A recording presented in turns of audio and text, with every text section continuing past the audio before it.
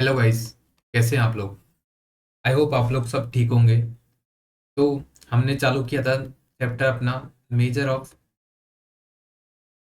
Dispersion. Okay, तो हम इसमें लिमिट पढ़ चुके थे। तो हमारा नेक्स्ट टॉपिक है क्यूडी, मतलब चतुर्थांक विचलन। ओके, तो हम विचलन पढ़ रहे थे। तो जैसे कि हमने ये चैप्टर 5 मिनट में या 7 मिनट में कवर किया था, कोशिश करते हैं कि क्यूडी भी इतने ही मिनट में कंप्लीट हो जाए। ठीक है, तो शुरुआत करते हैं एक एक चीज की शुरू से। परिभाषा देख लेते हैं, इसकी परिभाषा क्या है। तो मैं बता देता हूँ इसमें क्या होता है। इसका जो ऊपरी मान होता है Q1 और Q3, जिन्होंने आप सेंट्रल टेंडेंसी वाला देखा था टॉपिक या फिर प्ले लिस्ट देखी होगी, उनको पता होगा क्या होता है, लेकिन मैं फिर भी बता दूंगा आपको क्या होता है। Q1 और Q3 निकालने, तो Q3 माइनस Q1 करके अपॉन 2 करना होता है इसमें। ठीक है, क्वार्टाइल विचरण डेटा के प्रसार को मापने के लिए उपयोग किया जाता है। यह डेटा के निचले Q1 और ऊपरी Q3 क्वार्टाइल के बीच का आधा अंतर है। इसे सेमी इंटर क्वार्टाइल रेंज भी कहा जाता है। तो देखो, एब्सोल्यूट मेजर क्या होता है इसका, Q3 माइनस Q1 अपॉन 2। जब रिलेटिव निकालते हैं तो लिमिट में क्या निकाला था हमने, highest minus lowest upon highest plus lowest. Okay, ऐसे इसमें क्या करते हैं, Q3 माइनस Q1 अपन Q3 प्लस Q1। ठीक है, ये तो इसके फॉर्मूलाज हो गए। इसके बारे में थोड़ा बहुत पढ़ लेते हैं, विशेषताएं वगैरह इसकी, उसके बाद में हम क्वेश्चन करेंगे जो कि हमारे लिए बहुत इंपॉर्टेंट होने वाले हैं। ठीक है, तो क्वार्टल क्या है। देखो क्वार्टल होता क्या है, देखो मान लो दो संख्या दे रखी है अपन को ए और बी। ठीक है, अब बोल दे हमको इसको चार बराबर भागों में बांटो, एक दो तीन, मतलब एक भाग, दो भाग, तीन भाग और चार भाग। तो Q1, Q2, Q3, तो ये वाला हिस्सा कितना हो गया, 25%। Q2 तक कितना हो गया, 50%। Q3 तक कितना हो गया, 75%। ठीक है, तो Q1 25% वाला, Q2 50% वाला, Q3 75% वाला। ठीक है, विशेषताएं क्या है, ये है मध्य 50% डेटा के प्रसार को दर्शाता है। चरम मानों का प्रभाव बहुत कम करता है। यह रेंज की तुलना में अधिक मजबूत है। ठीक है, तो हमारे लिए सबसे इंपॉर्टेंट क्या रहता है, क्यूडी में क्वेश्चन रहते हैं इंपॉर्टेंट। ठीक है, विशेषताएं याद रख सकते हो आप चाहो तो। बाकी जो क्वेश्चन करने वाले हैं वो बहुत इंपॉर्टेंट रहने वाले हैं, जिनसे क्वेश्चन बन जाता है। ठीक है, तो क्यूडी में तो जिन्होंने पढ़ रखा है Q1 Q2 कैसे निकालते हैं, उन्हें तो इतनी प्रॉब्लम नहीं आएगी। और जिनको नहीं पढ़ रखा तो वो यहाँ पे सीख लेंगे। ठीक है, मैं जल्दी जल्दी में बता देता हूँ कैसे चीजें निकाली जाती है। ठीक है, तो व्यक्तिगत के लिए Q1 क्या होता है, Q2 क्या होता है, Q3 क्या होता है। तीन श्रेणी होती है, व्यक्तिगत, सतत और असतत। ठीक है, तीन टाइप की होती है। तो व्यक्तिगत और जो डिस्क्रीट के लिए वो क्या होता है, n+1/4। n+1/4 टर्म जो होता है वो होता है इसके लिए जो QD का मान होता है। ठीक है, Q1 का मान, Q2 का n आयोटा n+1/4। ओके, ये इसका फॉर्मूला है। आयोटा की जगह आप 1 रखोगे तो इसका मान आ जाएगा Q1 के लिए, आयोटा की जगह आप 2 रखोगे तो इसका मान आ जाएगा Q2 के लिए, और आयोटा की जगह आप 3 रखोगे तो इसका मान आ जाएगा Q3 के लिए। ठीक है, ये हो चुका है। अब धीरे धीरे क्वेश्चन करेंगे तो पता लगेगा। ठीक है, दूसरा है सतत श्रेणी। सतत श्रेणी में कैसे निकालते हैं, Q1 Q2 Q3, ये फॉर्मूला है L plus iota n/4 minus CF upon F into H. यहाँ पे आप आयोटा का मान रखते जाओ, I1 2 3, तो Q1 Q2 Q3 का मान आता जाएगा। फिर वही ये निकालना है, तो Q3 माइनस Q1 अपॉन 2। ठीक है, तो क्वेश्चन करते हैं इसके, इजी से हैं, आसानी से समझ जाओगे आप। ठीक है, कुछ हार्ड नहीं है। ठीक है, व्यक्तिगत श्रृंखला के लिए सबसे पहले दे रखे हैं हमको 10 20 30 40 50 60 70।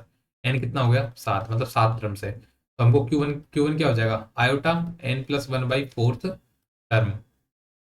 आयोटा का मान 1 है Q1 के लिए, n+1 कितना हो गया, 7+1/4 बराबर सेकेंड टर्म। और ऐसे Q3 कितना हो जाएगा, 6 टर्म। तो सेकंड टर्म कौन सी होगी, 20। सिक्स टर्म कौन सी होगी, 60। तो Q1 equal to 20, Q3 equal to 60।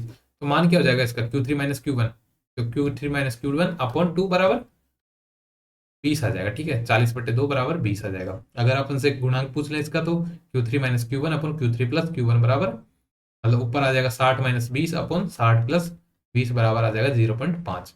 तो व्यक्तिगत के लिए तो ऐसे निकालते हैं। ठीक है, और बाकी एग्जाम्पल करके देख सकते हो। ठीक है, हम निकालते हैं विभक्त के लिए, विभक्त के लिए भी ऐसे निकालते हैं। इसमें क्या करते हैं, an iota n+1 upon fourth जो टर्म होती है ना, पहले तो हम इसमें CF निकालते हैं, उसके बाद में आयोटा n+1/4 निकालते हैं। ठीक है, इसका जो मान होता है ना, इससे ठीक जो बड़ी संचय बारंबारता होता है वही इसका मान होता है, ठीक है। जैसे Q1 निकालेंगे, जैसे Q1 निकालना है हमको, तो पहले से इसकी संचयी बारंबारता निकालो। 3, 5 जोड़ा 8, 8 में 7 जोड़ा 15, 15 में 8 जोड़ा 23, 23 में 10 जोड़ा 33। तो हमको पहले Q1 निकालना है, तो 33 प्लस 1/4 कितना हो गया? 34/4। 832 प्लस, मतलब 8 से कुछ बड़ी आएगी, 8.5 आ रही शायद, है ना, 8.5 आ गई, ठीक है। तो 8 से ठीक बड़ी कौन सी होगी? 15। तो Q1 के लिए इससे मतलब है अपन को, Q1 के लिए तो ठीक बड़ी संचयी बारंबारता कौन सी होगी? 8.5 से 15 हो गई ना। तो 5 के लिए वैल्यू क्या है? Q1 बराबर 30 हो गई। ऐसे Q3 निकालना है, तो 8.5 इंटू 3 हो जाएगा, क्योंकि आयोटा से गुणा करना होता है। तो 3 के लिए तो ये हो जाएगा 5 या 15, 8 दूनी 16, 24 और 25। तो 25.5 से ठीक बड़ी कौन सी है? 33। तो 33 के सामने कौन सा चर है? 50। तो Q3 का मान हो जाएगा 50। हमको निकालना है भाई क्वार्टाइल डेविएशन, तो Q3 minus Q2, sorry Q3 minus Q1 upon 2। तो 50 माइनस 30 अपॉन 2 बराबर आ जाएगा अपना 10 आंसर, ठीक है। अगर आप आपको बोल दे वो निकालो Q3 minus Q1 upon Q3 plus Q1, okay, तो 50 प्लस ये इसका कोफिशियंट हो गया, ठीक है, 20 अपॉन 80 बराबर 1/4। तो इसका हो गया 0.25 कोफिशियंट, ठीक है। आपको समझ में आ गया होगा आई होप चीजें, ठीक है। आप दोबारा देख सकते हो चीजें, बाकी सेम है। अब थोड़ा इंपॉर्टेंट जो है ये है सतत श्रेणी, ठीक है।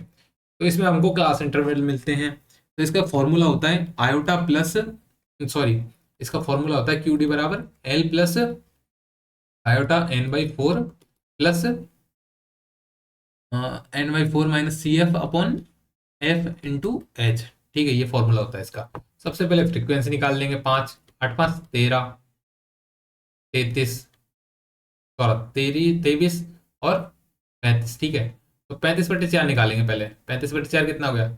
832, 832.75। तो इससे ठीक बड़ी संख्या बारंबारता कौन सी है? Q1 के लिए, मतलब इंटू एक है ना। Q1 के लिए संचय बारंबारता ठीक ये हो गई। इसमें ये ले लेते हैं, ये ले लेते हैं, ठीक है। पहले अपन Q1 निकालते हैं। Q1 में क्या है? L, जो हमने जो वर्ग खींचा है ना, तो हम कंसीडर करेंगे, ठीक है। तो सबसे L कितना हो गया? इसकी lowest bar 10 plus iota n/4 का मान कितना आया अपना? 8.75। इससे ठीक छोटी बारंबारता, मतलब जो हमने सेलेक्ट किया ना वर्ग, इससे ठीक छोटी -5। कौन? फ्रीक्वेंसी कितनी है वर्ग की? 8 इंटू एच कितना है? अंतर 10 से 20 में कितना का अंतर है? 0 से 10 में कितने का अंतर? 10 का। तो इसको आप निकालोगे तो कितना आएगा? देखो, 10 प्लस 5/4 इंटू 3.75, 3.75, ओके। आप जो भी निकालोगे इसका मान आ जाएगा, ठीक है। ऐसे Q3 निकालोगे, Q3 के लिए देखो 8 इंटू 3 कर देंगे इसमें, तो 8 8 3 16 8 24 प्लस 3/4 इंटू 3, 3 3 9/4, तो ये आ जाएगा 24 प्लस 2.5, मतलब 24 से ऊपर आएगा। तो इसके सामने हो जाएगी ये वाली, ये यहाँ से, ये यहाँ से। तो जरूरत तो पड़ेगी इसकी, n/4 की जरूरत तो पड़ेगी। तो Q3 का हम लोग जैसे निकाल लेते हैं, 30 प्लस n/4 कितना हो गया? 8.75 इंटू 3 माइनस सी एफ कितना हो गया? इससे ठीक बड़ी बारंबारता, ठीक छोटी संचयी बारंबारता 23 अपॉन में फ्रीक्वेंसी इंटू एच, जैसे तो आप सॉल्व कर सकते हो। Q3 का मान ये आ जाएगा, इसको सॉल्यूशन करोगे तो Q1 का मान ये आ जाएगा, ठीक है। तो ऐसे सॉल्व करोगे तो ये चीज़ें हो जाएंगी, ठीक है। इसके लाभ देख लेते हैं, क्या लाभ है। तो ये चरम मानों से कम प्रभावित होता है, मंझले मान पे उपयुक्त है, सरल एवं प्रभावी विधि है, ठीक है। सीमा क्या है? सभी डेटा बिंदुओं का उपयोग नहीं करता, तुलना के लिए सटीक मान नहीं हो सकता, वास्तविक जीवन में उपयोग, आर्थिक डेटा, शैक्षिक डेटा और गुणवत्ता नियंत्रण में काम आता है, ठीक है। ये इसके इंपॉर्टेंट रूल्स हो गए, ठीक है। अब मैं एक बार समरी बता देता हूँ इसकी है क्या समरी। समरी, ठीक है। अगर 3 टाइप की श्रेणी मिलती है, व्यक्तिगत और असतत, तो हमको कैसे निकालना है? कुछ नहीं करना, आयोटा n+1/4 जो टर्म होती है ना, सीधा लिख दो। उस, अगर संचयी बारंबारता वाला है तो उससे ठीक बड़ी वाली संचयी बारंबारता जो होती है ना, वो वाला, उसके सामने वाला जो पद होता है वो होता है। व्यक्तिगत है तो n+1/4 से आप वैसे निकाल सकते हो, ठीक है, मान। अब दूसरा होता है सतत श्रेणी के लिए। सतत श्रेणी के लिए फॉर्मूला कौन सा है? क्वार्टाइल डेविएशन बराबर L plus iota n/4 minus C F upon F into H, इससे आप निकाल सकते हो। ठीक है, आई होप आप लोग इसकी एग्जाम्पल करोगे तो आप इस फॉर्मूले से करके देखना, एग्जाम्पल करोगे तो आपको समझ में आ जाएगा। ठीक है, यहाँ पे मैंने कैलकुलेशन ज्यादा वाले एग्जाम्पल लिए हैं, लेकिन अपन को जो एग्जाम में मिलेंगे उनकी कैलकुलेशन बहुत ही ज्यादा ईजी होगी। आप प्रीवियस ईयर के क्वेश्चन उठा के इस पे आप क्वेश्चन कर सकते हो। ठीक है, थैंक यू गाइस, थैंक्स।